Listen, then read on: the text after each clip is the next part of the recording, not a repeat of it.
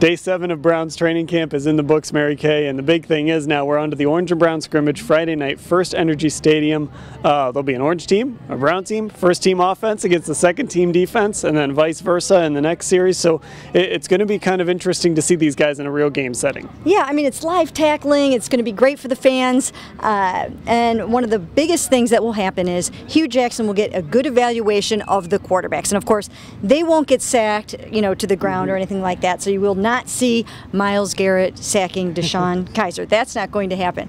But you will see enough so that Hugh Jackson can make a decision. He's got to decide who's going to start that first preseason game. Now, he did tell us today, however, that whoever starts the first preseason game isn't necessarily his starter for the opener. The evaluation will continue.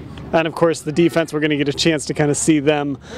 Greg Williams, his pressure, all of that. I think we're going to get to see him unleash that a little bit. We've seen a little bit of it here in camp, but I just think tomorrow's probably going to have a little bit of a different tone for Coach Williams and his defense. Yeah, and you know what? Joe Thomas is going to be playing in the scrimmage, at least for a little while, so fans might get treated to a little bit of what we saw yesterday, which was Myles Garrett against Joe Thomas.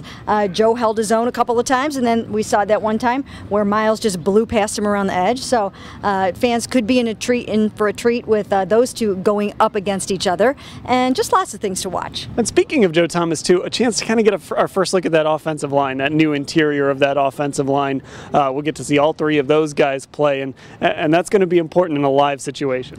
Yeah, you know what? Those guys have to start coming together, and we just asked Hugh Jackson about the battle at right tackle. It's the only remaining battle left on the offensive line, Sean Coleman versus Cam Irving, so that's something to watch. And then, of course, now we did have one little bit of news today. David Njoku was out with a little bit of a back injury, so I don't know if fans will get a chance to see him in the scrimmage.